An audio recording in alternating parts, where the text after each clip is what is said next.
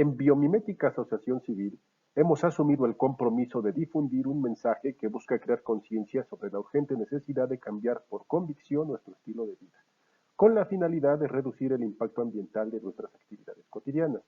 Para nosotros son importantes todos los puntos de vista, por lo que te invitamos a que nos escribas tu opinión sobre los temas aquí abordados y si consideras que si lo plasmado aquí es de interés, nos ayudes a difundirlo. Este video es nuestra opinión sobre la celebración denominada el Día de la Tierra. El 22 de abril de cada año se celebra el Día de la Tierra. En esta ocasión, con el lema Restaurar la Tierra, se reconoce al planeta y sus ecosistemas como el hogar común de la humanidad, así como la necesidad de protegerlo para mejorar los medios de vida de las personas, contrarrestar el cambio climático y detener el colapso de la biodiversidad. El primer Día de la Tierra se llevó a cabo después de varios intentos fallidos el 22 de abril de 1970. El evento reunió aproximadamente a 7,000 personas en el Independence Mall en Filadelfia. El evento lo organizó el entonces senador de Wisconsin, Gaylord Nelson, quien reclutó al activista Dennis Hayes para su organización. Derivado de la presión social a finales de 1970, se creó la Agencia de Protección Ambiental de Estados Unidos. Se cumplen ya 50 años del primer Día de la Tierra, que surgió como una manifestación en donde el pueblo estadounidense por fin tenía un foro para expresar su preocupación sobre lo que estaba sucediendo con la tierra, los ríos, los lagos y el aire. Se dice que el movimiento ambientalista fue inspirado por la imagen que los primeros astronautas enviaron del planeta Tierra, flotando sobre la inmensidad del vacío del espacio en donde no es posible la vida. Te invitamos a cruzar un arco tori hacia la reflexión y la conciencia de nuestra relación con la Madre Tierra, y juntos podamos hacer algo más por la conservación, protección y restauración de este extraordinario planeta, por el bien de todos a los que nos tocó compartir este tiempo y espacio. Hola a todos. Bueno, pues en el marco del Día de la Tierra, la reflexión que voy a compartir a continuación tiene que ver con lo que es la filosofía de la restauración. Pero bueno, en este sentido, no se trata de construir un sistema para tratar de interpretar la realidad por completo, sino simplemente se trata en este caso de hacer un ejercicio de reflexión, un ejercicio contemplativo en el cual nosotros vamos a hacer un alto bueno, en lo que son nuestras funciones, nuestra forma de vivir la vida de manera cotidiana, esto con el objetivo de analizar o, bueno, sí, de ver de manera objetiva, pero sobre todo de manera crítica, la forma con la cual nos estamos relacionando con la naturaleza.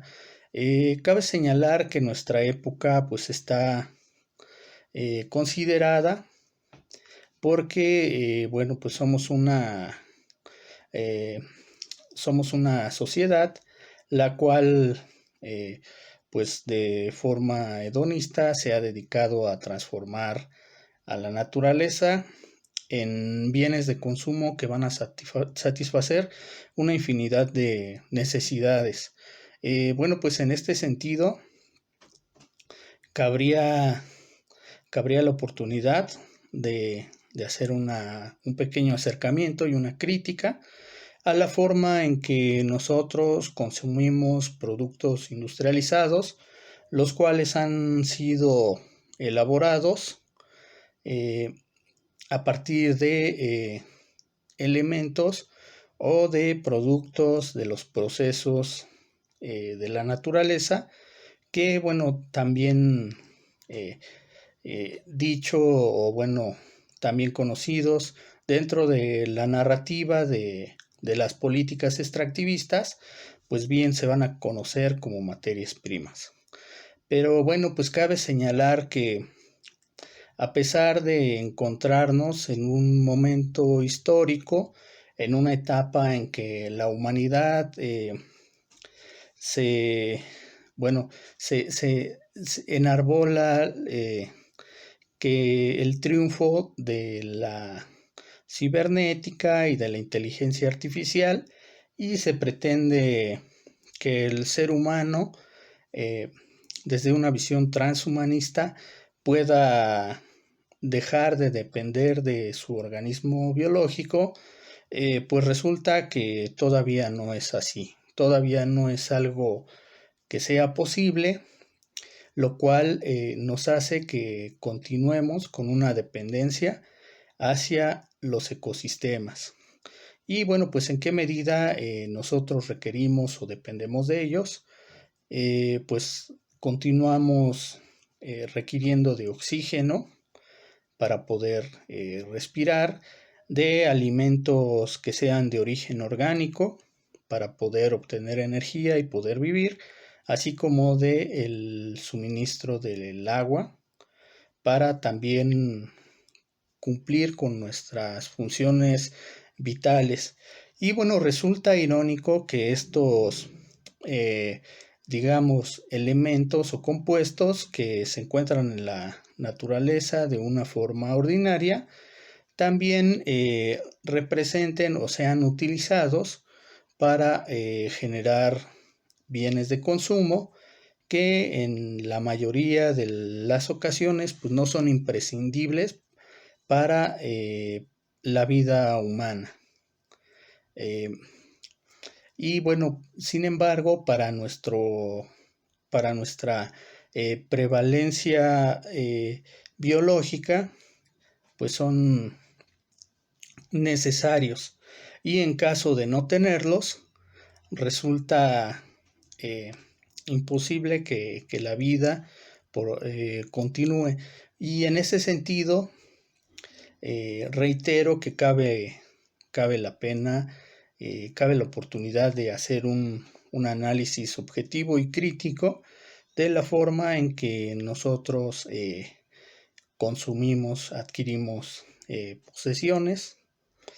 Y bueno, por otro lado, como parte de las acciones, me parece que lo menos o lo mínimo que podríamos hacer nosotros como ciudadanos que probablemente pues no tengan las herramientas o los recursos económicos o políticos para poder intervenir de una manera directa y bueno, en gran medida que repercuta de una forma considerable. Me parece que el tomar pequeñas acciones o pequeñas medidas, analizar nuestra forma de consumir, creo que son elementos que, bueno, van contribuyendo a que nosotros pues cambiemos nuestro modus vivendi y que, bueno, también difundamos esta forma de relacionarlos o de pensar a la naturaleza.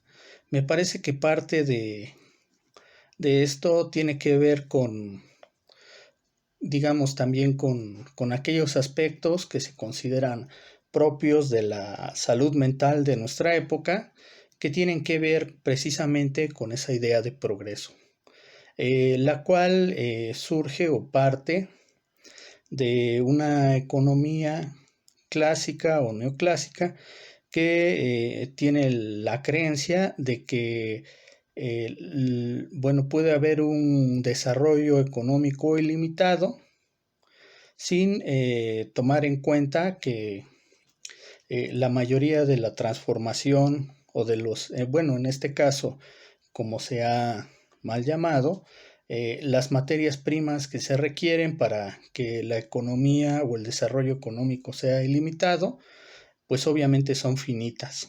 Entonces, quien debe de mediar precisamente a esta idea de progreso, a esta idea de adquisición de bienes para mejorar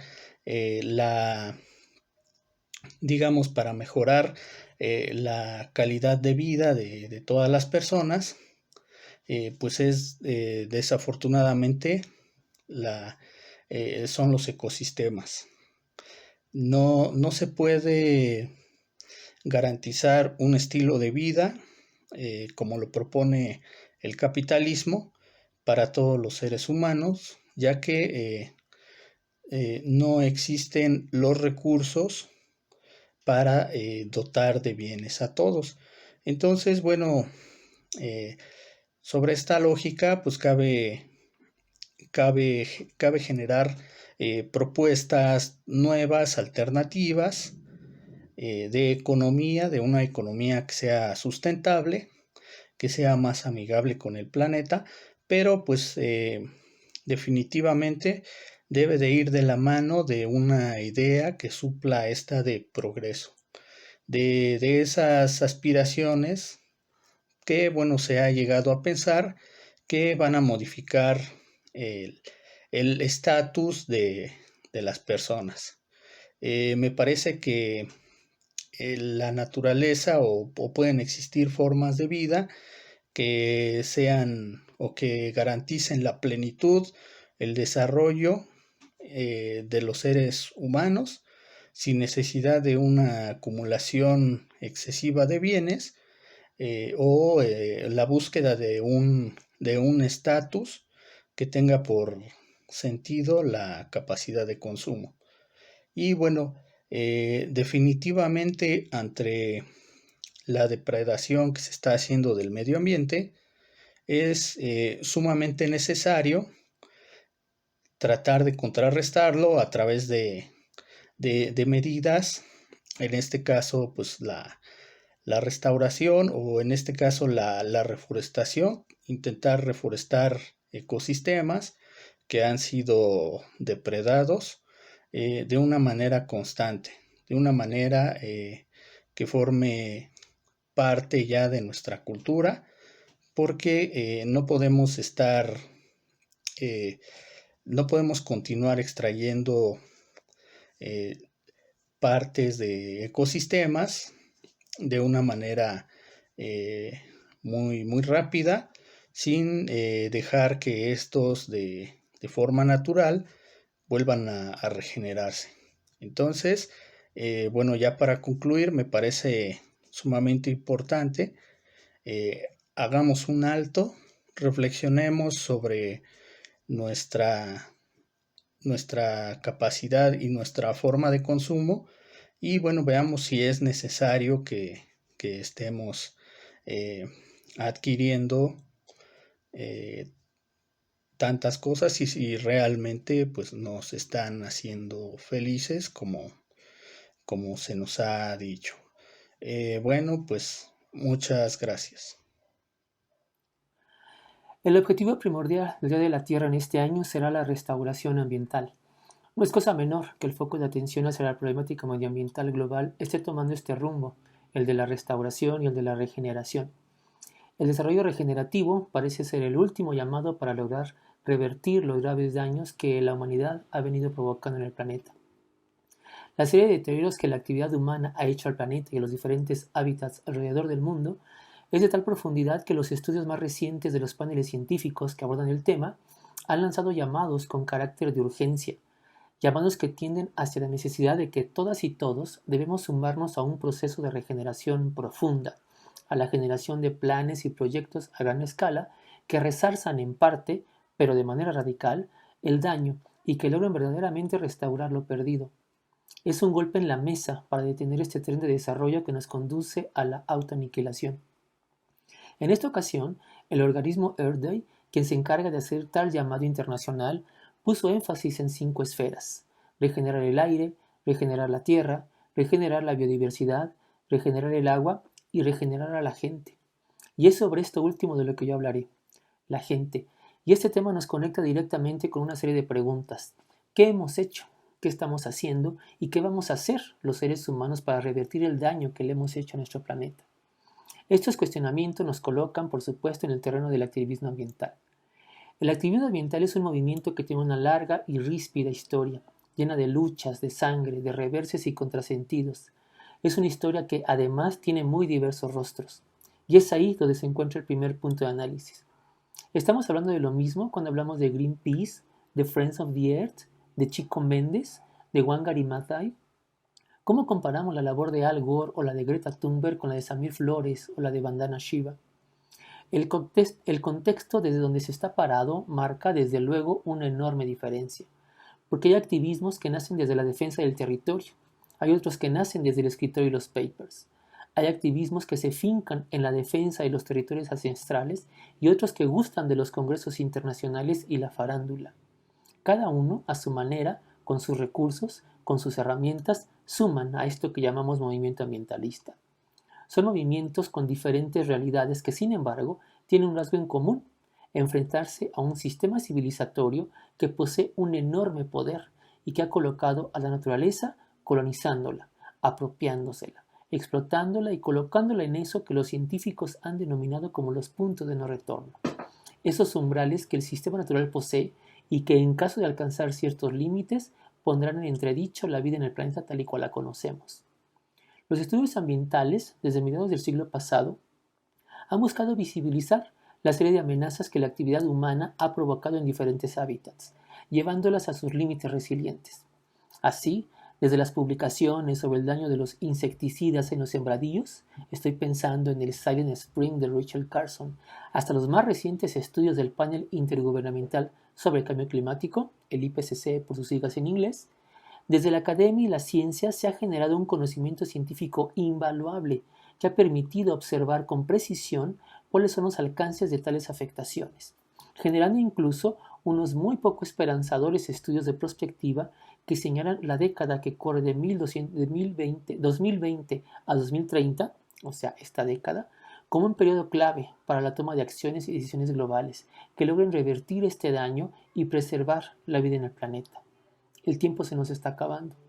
Y es este un tipo de activismo, ese activismo que estudia e informa, que dota a la narrativa ambiental de un carácter científico, de un lenguaje que muchas veces es irrefutable frente a esa necesidad política de seguir pensando el cambio climático como un fenómeno pasajero o incluso como un invento de ciertas naciones para sacar ventajas competitivas.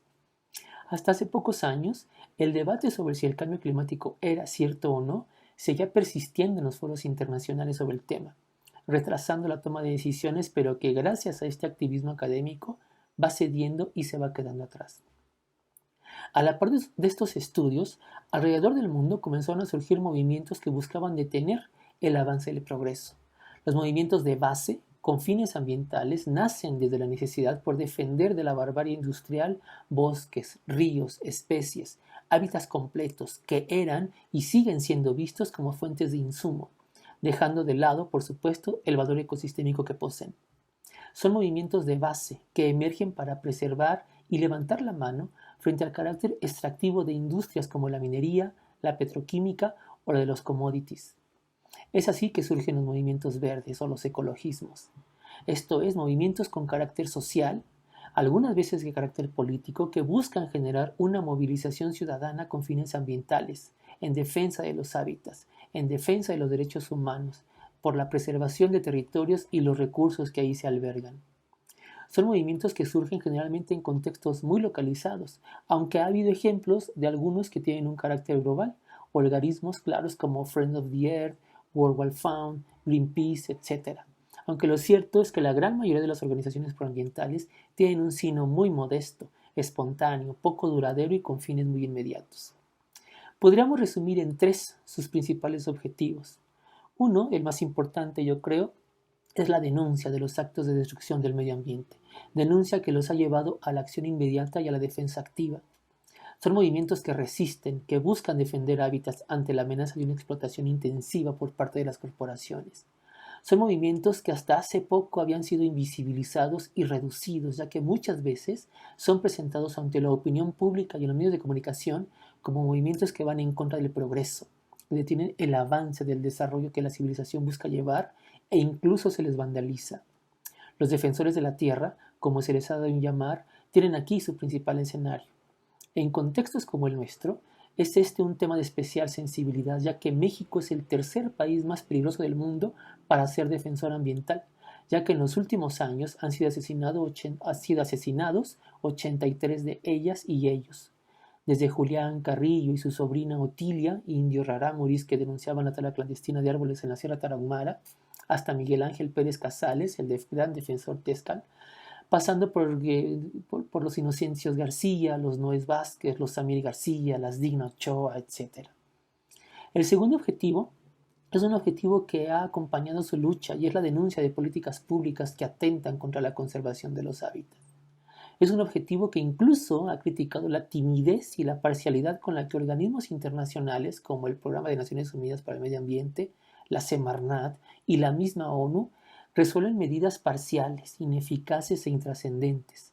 Desde esta postura es que se ha criticado la noción misma de desarrollo sustentable, al asegurar que desarrollo y sustentabilidad son términos incompatibles, ya que todo desarrollo, todo progreso tiene una huella ecológica, por lo que término no solo es inadecuado, sino hace todo inoperante.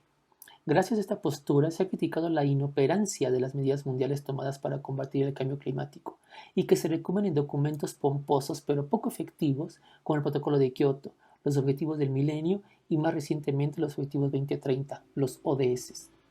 Aquí el llamado va tomando una clara dirección. Si el sistema civilizatorio no cambia, la aniquilación de la vida en el planeta es solo cosa de tiempo. Y el tercer punto es la promoción de la educación ambiental entre la población. Sin embargo, ya más de 30 años de la existencia de tales organismos, los resultados no han estado a la escala de la problemática.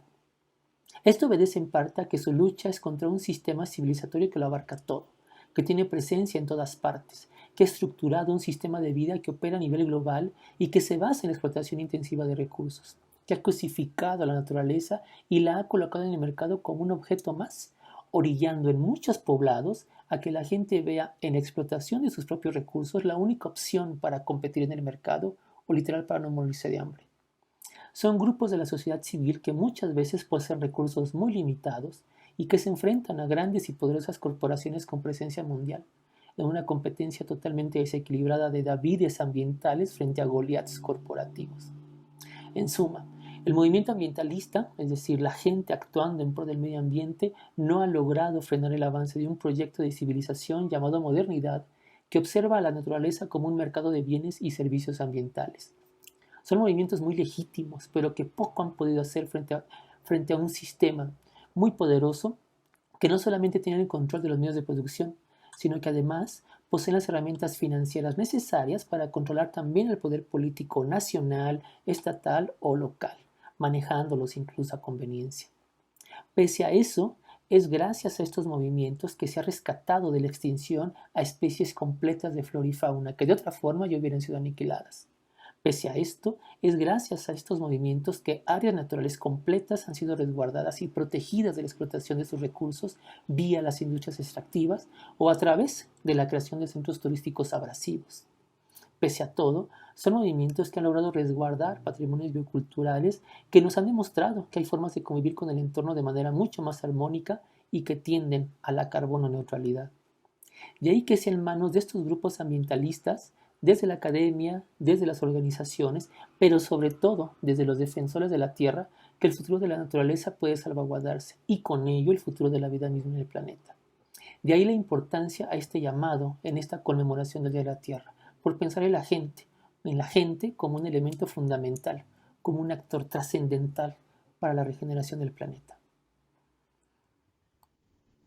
Bueno, en esta ocasión les vamos a hablar del Día Mundial de la Tierra, que fue el 22 de abril. Y como la temática de este año es la restauración, entonces yo les voy a hablar un poco de una propuesta para restaurar la biodiversidad en las ciudades o en las zonas urbanas. Lo primero que me gustaría comentarles es que pues deberíamos de reflexionar acerca del hecho de que antes de que existieran las ciudades, toda esa superficie estaba cubierta por vegetación y obviamente pues existían también muchas especies animales. Conforme han ido creciendo las poblaciones humanas, pues estas han ido desplazando todas esas especies y bueno, al final de cuentas pues han desaparecido. Entonces, ¿cómo pudiéramos pensar en la restauración de la biodiversidad? Siempre que se piensa en la restauración de la biodiversidad, se piensa en, no, pues reintroducir el lobo mexicano al su ecosistema nativo en el norte del país, ¿no? Siempre se piensa como en en cuestiones de zonas de áreas naturales protegidas donde no existen pues poblaciones humanas, etcétera. Pero yo creo que también debemos de pensar en restaurar la biodiversidad en donde prácticamente la única especie que existe es el hombre. Y bueno, claro, está acompañado tal vez de las especies domésticas y pues de algunos insectos o de especies de pájaros, cosas así, pero en realidad es como mínima la presencia de la biodiversidad.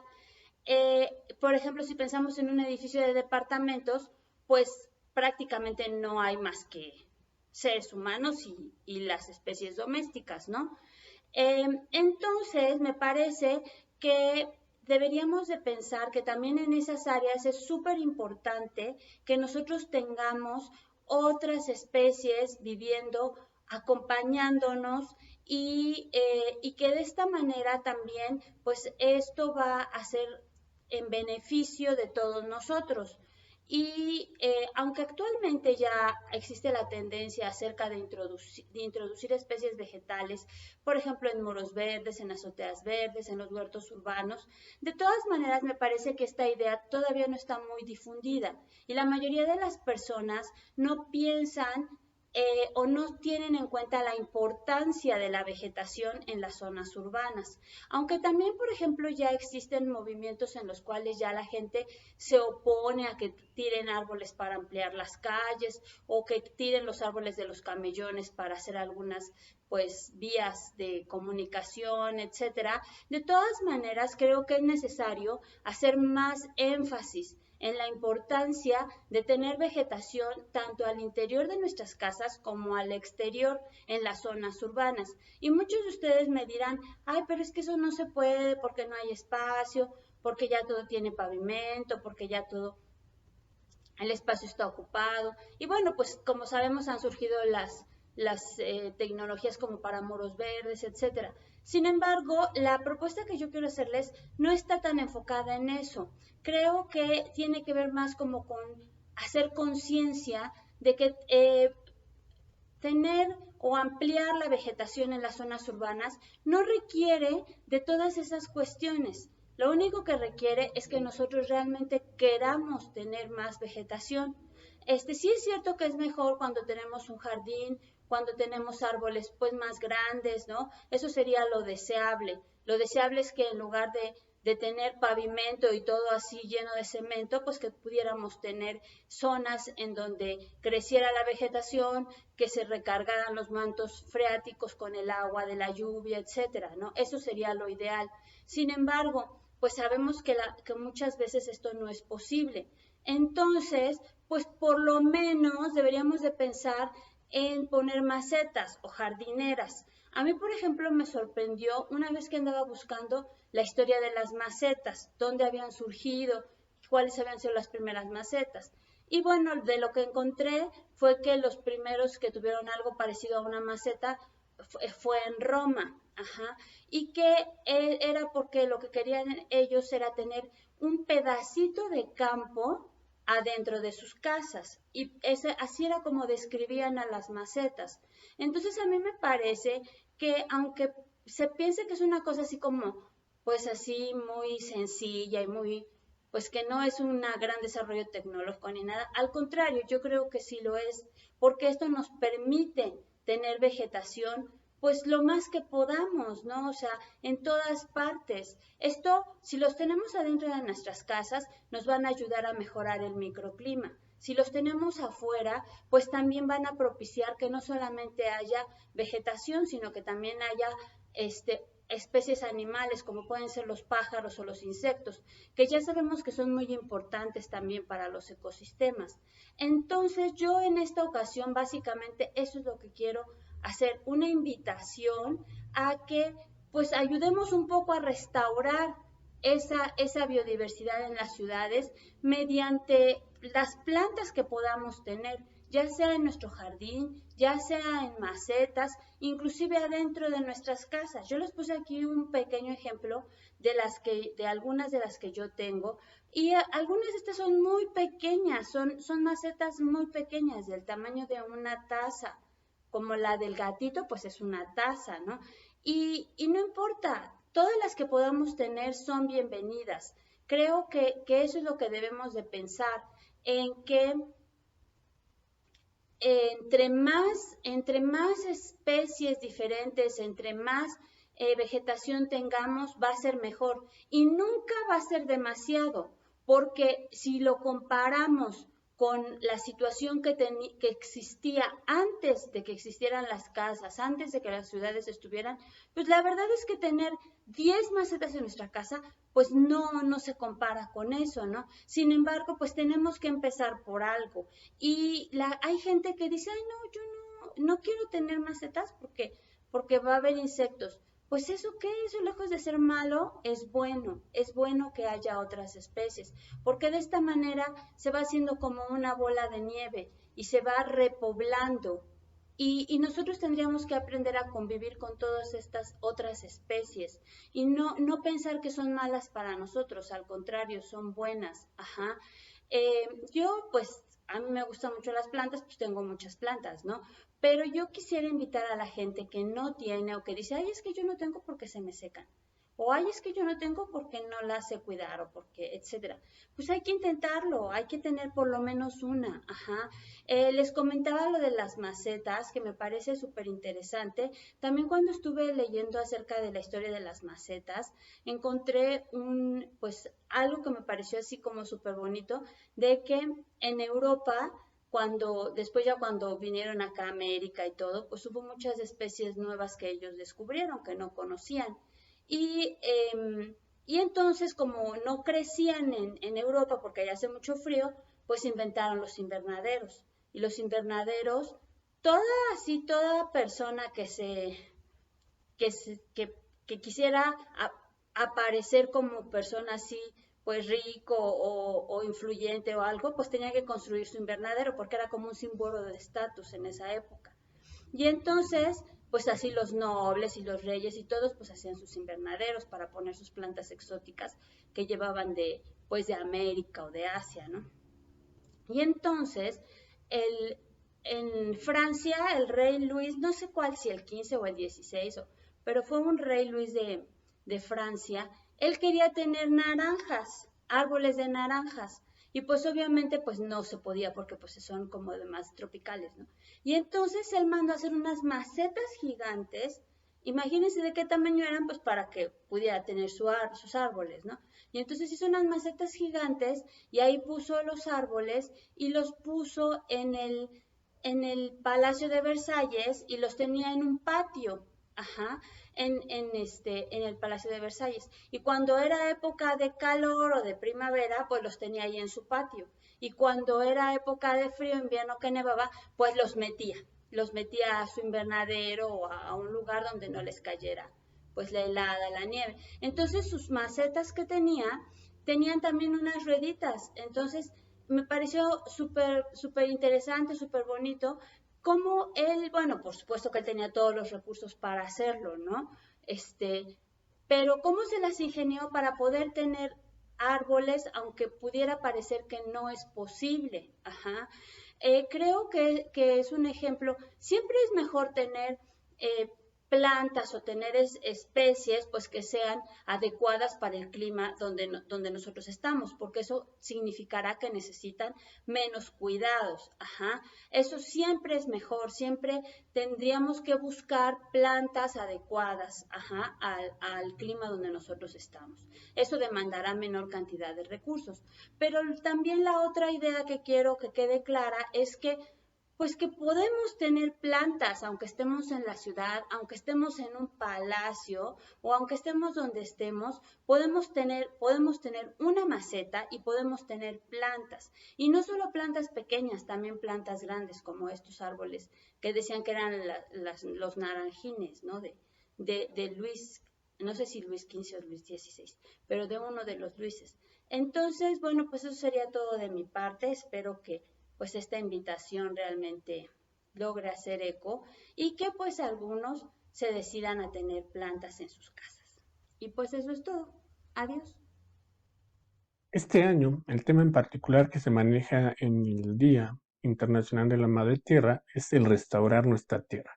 El proceso de restauración, y particularmente enfocado en el tema ambiental, nos indica que es un proceso que consiste en reducir, mitigar e incluso revertir algunos de los casos de los daños producidos en el medio ambiente para, en la medida de lo posible, regresarlos a la estructura, funciones y dinámica del ecosistema original.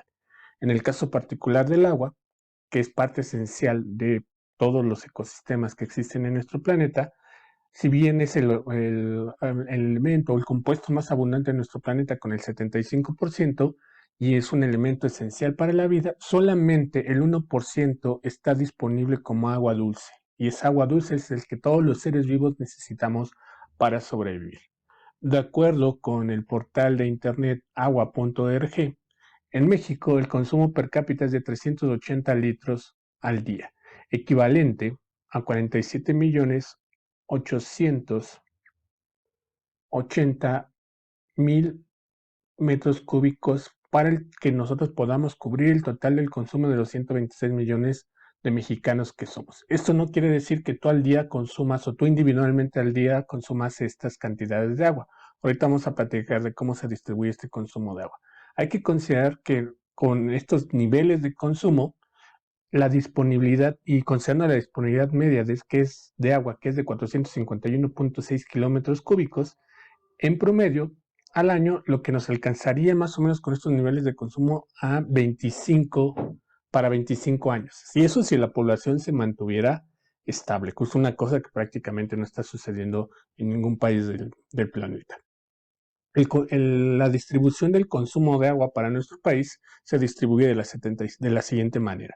77% se destina a la producción agropecuaria, 14% al abastecimiento público para hogares y para industria, que están conectados a la red de distribución, el 9% es para la industria autoabastecida y en esto se divide el consumo de agua en nuestro país.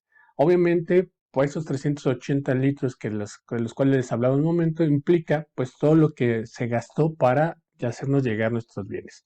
Uno de los datos importantes de este consumo de agua es que alrededor del 40% del agua se desperdicia debido a riego ineficiente, fugas y malos hábitos de consumo.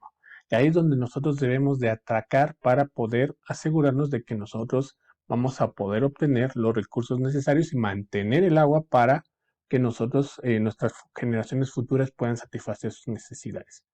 Ahora bien, considerando la definición de restauración, ¿cuáles son las estrategias que debemos de usar para llevar a cabo esta restauración? ¿Cuáles son aquellas que realmente funcionan o funcionarían para nuestra vida diaria?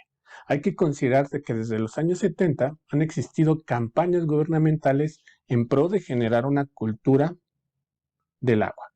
Estas van desde un simple mensaje en los años 70 que iba desde el ciérrale hasta más recientemente una visión incluso apocalíptica con respecto a la falta de agua, por lo cual esto nos estaría ayudando a generar una cultura para el cuidado del agua. Una de las grandes fallas que considero que tienen estas campañas es que se enfocan en soluciones a final de tubo. Es decir, cuando el agua ya la estamos nosotros usando y no en cambiar nuestros hábitos de consumo, que es a donde deberíamos de atacar. Más allá de las campañas publicitarias, es necesario que pasar de las acciones a las palabras. Es decir, que nuestra sociedad sea práctica y participe en los procesos de restauración del agua. Podemos atacar de primera mano para disminuir ese 40% de desperdicio que se pierde por las fallas en la red de distribución. Incluso en nuestra propia casa podemos hacer una revisión en nuestras instalaciones hidrosanitarias, pasando por las llaves de las tarjas, las propias tuberías, el WC, e incluso en nuestro propio trabajo, si nosotros identificamos fallas, si nosotros identificamos fugas en esas instalaciones hidrosanitarias, pues nuestra responsabilidad social será reportar esas fugas a quien corresponda para que sean atendidas y de esta manera disminuir el desperdicio del agua.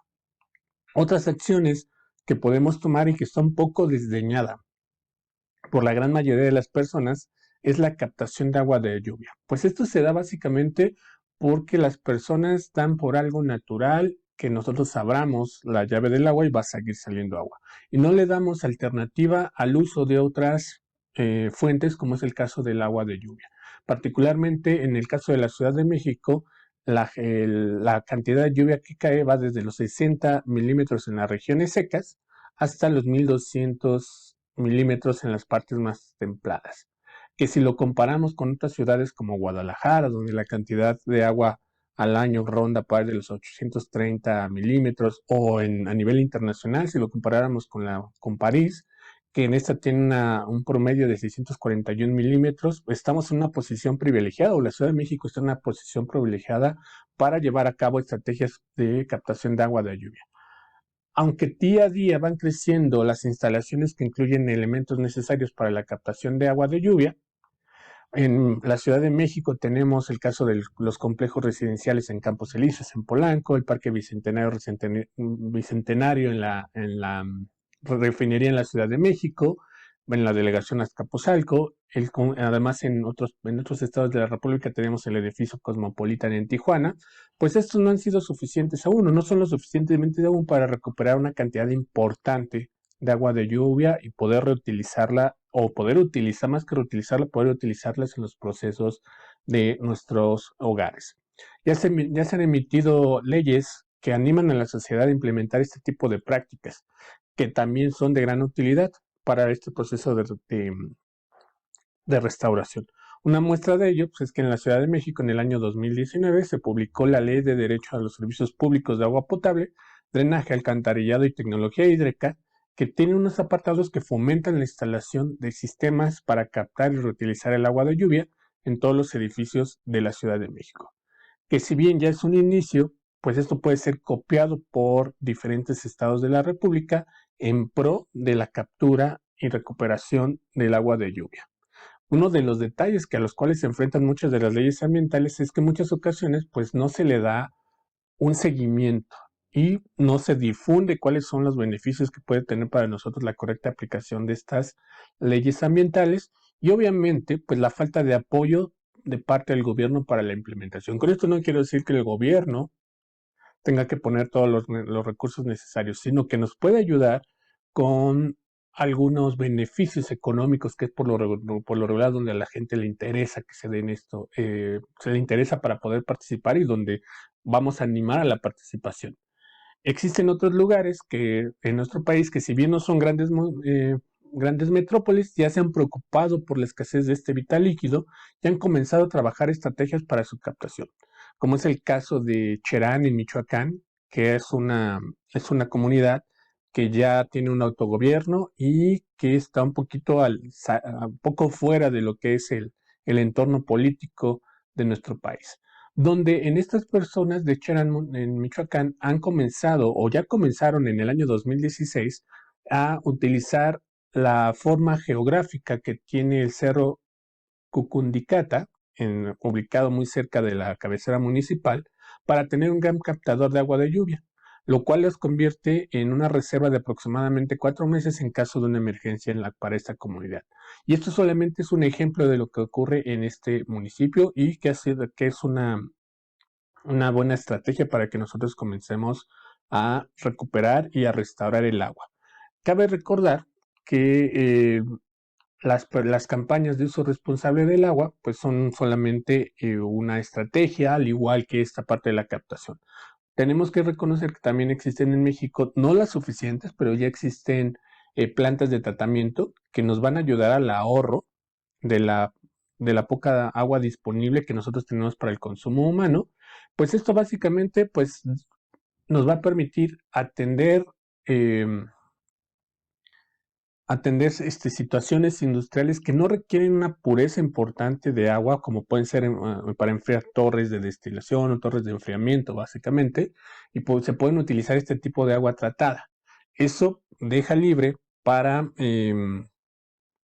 consumo humano una cantidad importante o la cantidad o más agua limpia, más agua dulce, más agua potable, ¿no? En lugar de estarlo desviando.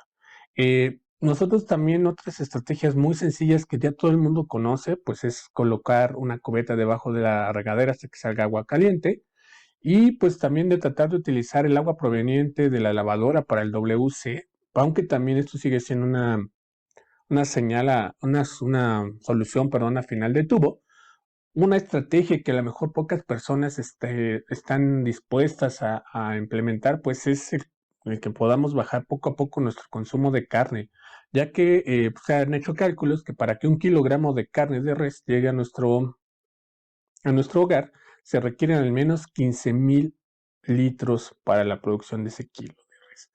Esto, pues obviamente se va a ver reflejado en la poca disponibilidad que más adelante va a poder tener para el consumo humano. Otra estrategia que es de suma importancia, pues es que también se ha dejado en muchas ocasiones de lado, en muchas ocasiones se deja de lado porque no se ve no se le ve como un beneficio para la captación de agua, pues es la reforestación de zonas boscosas. Estas se realizan cada año en época de lluvias para facilitar que los árboles puedan arraigarse, pero uno de los grandes detalles es que las campañas o las grandes campañas de sembrar miles y miles de árboles no dan fruto porque básicamente una vez que se siembran se les deja al se va. No se les da mantenimiento, no hay un deshierve, no se les da un cuidado específico en época de secas y pues obviamente una campaña de reforestación sin este tipo de seguimiento, de mantenimiento, pues está condenada básicamente al, al fracaso. Ya para finalizar, quiero dejarles una reflexión. Alguna ocasión me tocó ir a una visita guiada escolar a la planta de los berros en el sistema Cutzamala y dentro de las muchas preguntas que se hicieron en esa ocasión, pues estaba justamente el de cuánto es el precio justo para el agua.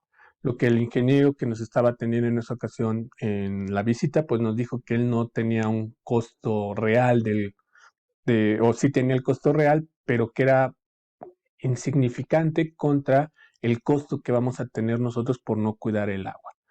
Hay un proverbio inglés que dice que no se aprecia el valor del agua hasta que se ve seco el pozo. Entonces, en ese sentido, pues debemos de trabajar para evitar que esos pozos se sequen y le demos realmente el valor al agua antes de que se seque.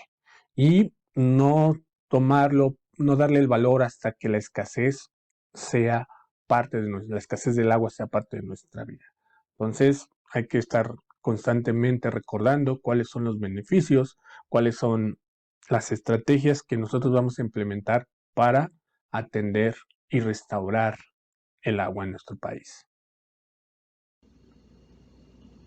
Mi participación consiste en comentar acerca de la restauración del suelo en áreas de explotación minera. Primeramente es importante recordar que la minería en México es una de las actividades económicas de mayor tradición histórica, y sus recursos minerales se han explotado desde el periodo prehispánico hasta la actualidad. Si bien su importancia relativa en el contexto de la economía ha variado en el transcurso de los siglos. Asimismo, la minería ha desempeñado un papel primordial en la organización socioeconómica del territorio del país. De acuerdo con cifras del INEGI, el sector minero metalúrgico en México representa el 8.1% del PIB industrial y el 2.3% del PIB nacional. Estas cifras corresponden al 2019. Referente a las etapas de inversión, al 2019, en total había 1.177 proyectos. En exploración 503, en producción 96, en postergación 523, en desarrollo 49 y en cierre de mina 6. Es importante también mencionar el concepto de desarrollo sostenible.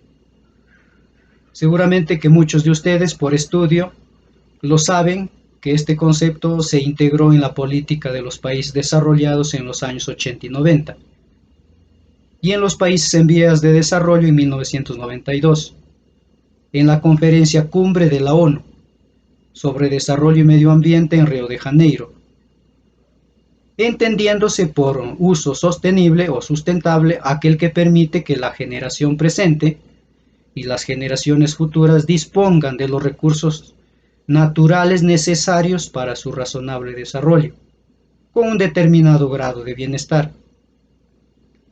Este concepto encaja perfectamente en los recursos renovables, pero no para los no renovables. Bajo estos términos se apropia el concepto de desarrollo minero sostenible. No es aplicable en sí a la extracción del mineral, porque pues los minerales son recursos agotables, son recursos no renovables, a diferencia de un bosque, que su proceso sí es sostenible o sustentable.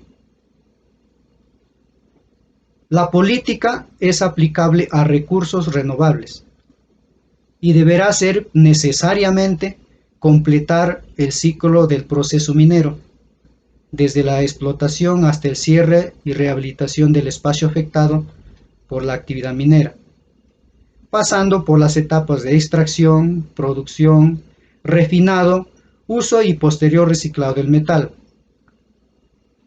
realizando esta actividad en forma más eficiente posible y manteniendo o mejorando la calidad del medio ambiente para las generaciones futuras. El término sostenible está orientado a otras actividades adyacentes en todo el ciclo de extracción y cierre del área afectada. Referente a la restauración de las áreas afectadas, las especificaciones y criterios de cierre y postcierre se establecen en las normas oficiales mexicanas. En la NOM 141 Semarnat 2003, en la NOM 155 Semarnat 2007 y en la NOM 159 Semarnat 2011. En México, las áreas a ocupar por una empresa puede ser tan grande como 14,000 hectáreas. La restauración en estas áreas se dificulta mucho, entre otros motivos, debido a la ausencia de suelo. El suelo es como un catalizador para el establecimiento de la vegetación, por lo que durante el desempalme se debe de preservar el suelo, procurando desarrollar técnicas de almacenamiento para mantener sus características en el mayor tiempo posible, o de encontrar sustratos alternativos que permitan el establecimiento de la vegetación. En el norte del país se establecen pastizales para el ganado, donde hubo matorrales. En los fosos que forman los tajos o el minado open cast, se originan lagos artificiales usados para la crianza de peces. También el restablecimiento de la vegetación y de la fauna silvestre, así como la prevención de riesgos para la comunidad. En otros países se establecen áreas para la conservación de la naturaleza, o para la agricultura, piscicultura o usos recreativos, como por ejemplo en las minas de carbón de Tanzán, en la República Popular China. Durante décadas se explotó minas a cielo abierto al sur de Tanzán, lo que ha llevado a graves consecuencias para el medio ambiente, como la contaminación del aire, del agua y el paisaje desolado en la ex zona minera.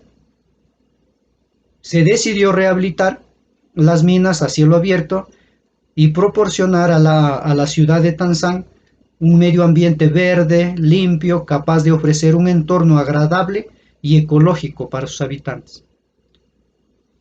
En 1997 se empezó la rehabilitación, con la eliminación de 1.3 millones de metros cúbicos de basura, la plantación de 1.38 millones de árboles y de 240,000 metros cuadrados de flores y arbustos, el establecimiento de 607 hectáreas de espacio verde y la recogida y tratamiento de aguas residuales. Además se creó un parque de ocio con un lago repleto de pabellones, jardines, puentes e instalaciones para el entretenimiento. En el 2001 el proyecto obtuvo el premio al entorno habitable de Hebei. Hebei es una provincia de China, y en el 2002 fue reconocido como modelo nacional de entorno habitable. En nuestro medio, la restauración es un proceso largo. Los resultados pueden comenzar a observarse después de varios años. Por ejemplo, en la cantera de Iztazoquitlán de Veracruz. Tras 10 años, el impacto visual se eliminó casi por completo. Y el cambio en las condiciones microclimáticas ha permitido el establecimiento de más especies animales y vegetales. En las minas de Cuale y Sultepec ha tardado 8 años para restaurarse.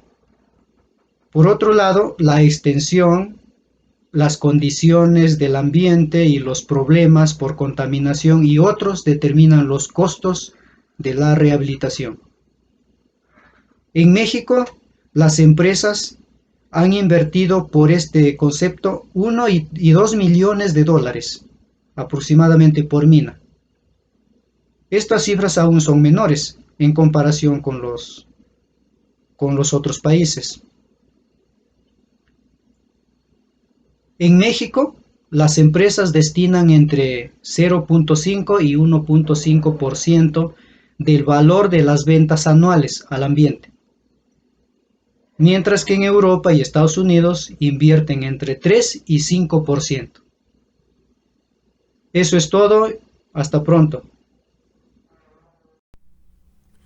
Cuando hablamos de restauración, nos referimos al acto de recuperar las condiciones o características de algo que ha sido dañado con la finalidad de regresarlo a su estado o condición inicial. Sin embargo, existen cosas que una vez que se dañan no hay manera de regresarlas a su estado original.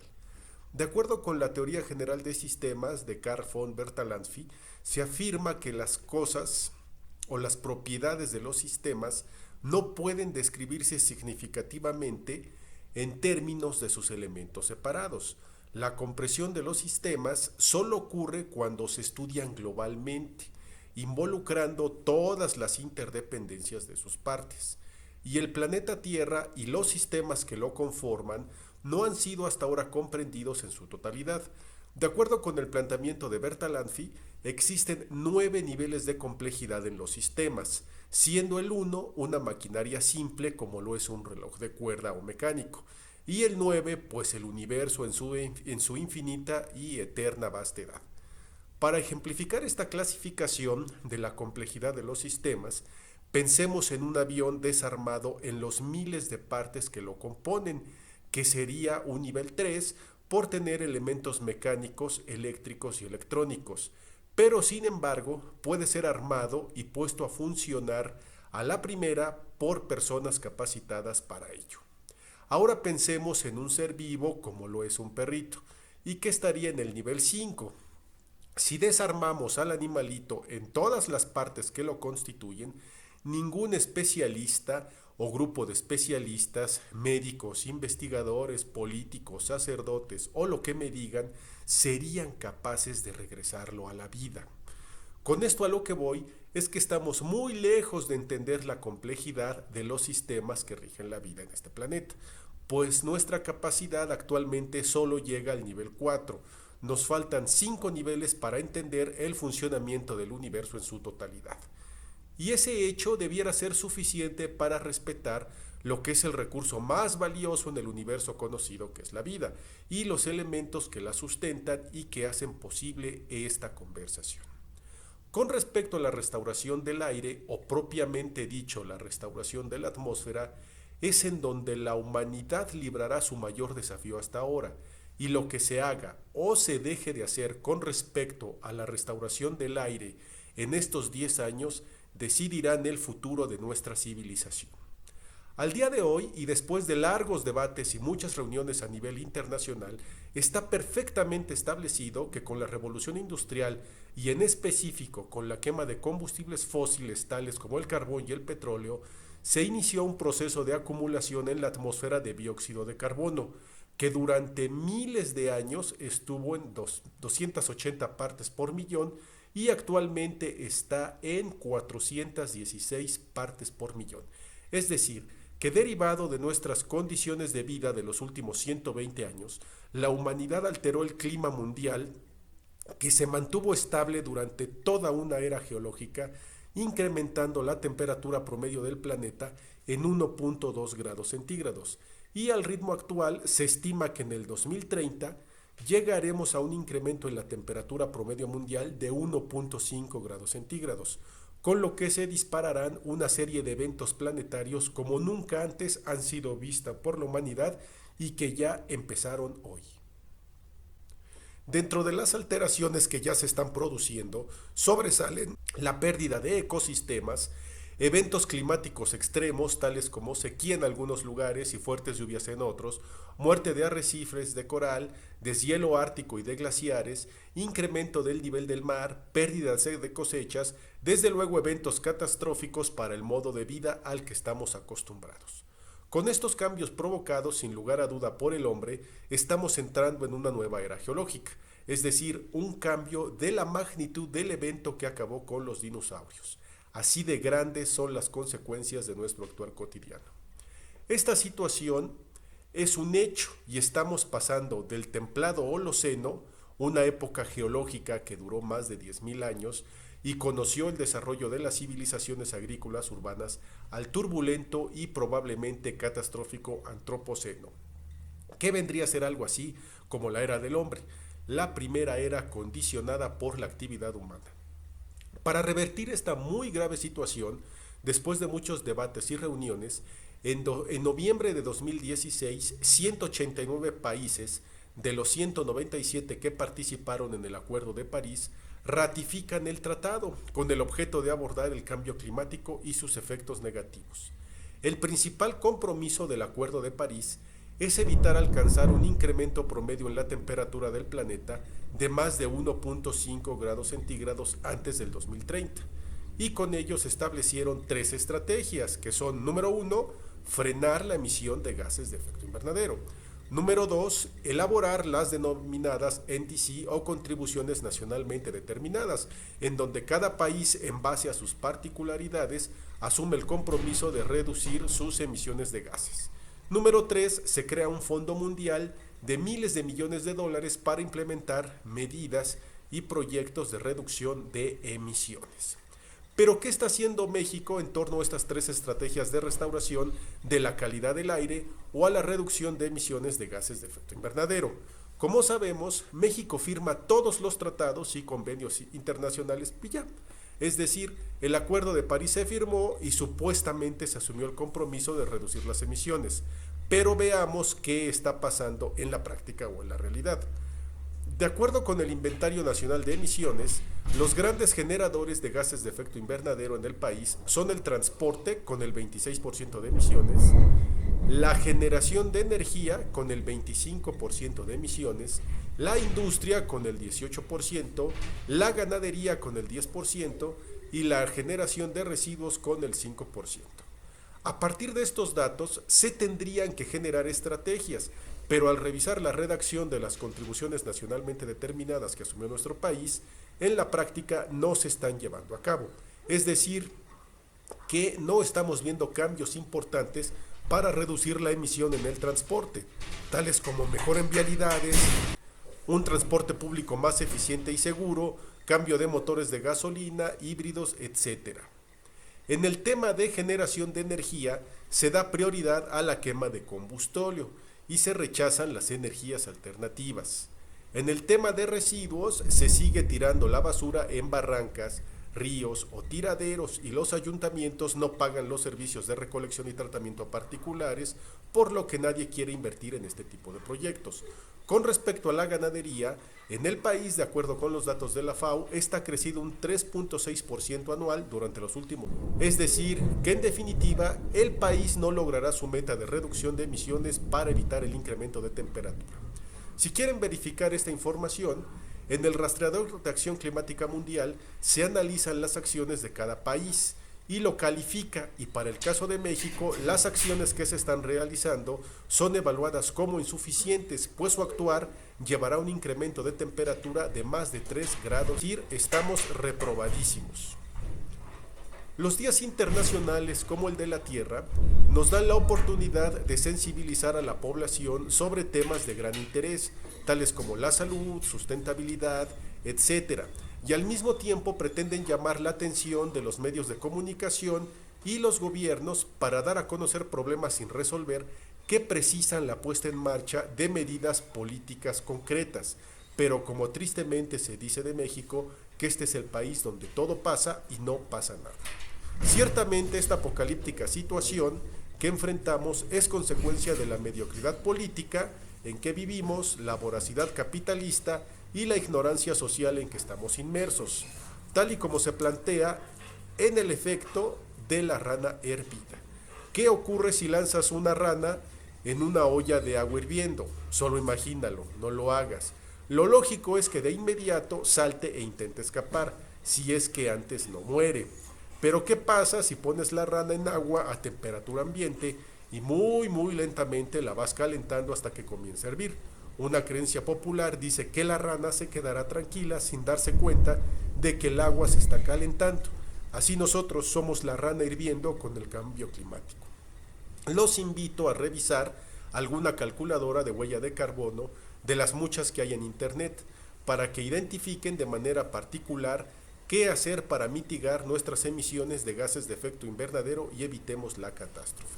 Ojalá logremos restaurar la atmósfera y aprendamos de la técnica japonesa del kintsugi, que consiste en unir las piezas de una cerámica rota con oro para que la cerámica quede restaurada con una nueva apariencia. De esta forma, la pieza de cerámica no esconde sus heridas, sino que éstas se resaltan y adquiere más belleza y valor, bajo la filosofía que plantea que las roturas y reparaciones son un proceso en la historia de un objeto, y que la posibilidad de perderlo al ser reparado genera un vínculo más estrecho con el objeto y lo vuelve más valorado que la pieza original que no ha sufrido daños. Así como nuestra apreciada atmósfera, que está a punto de romperse. Activemos su restauración de manera que siga siendo funcional por nuestro propio bien.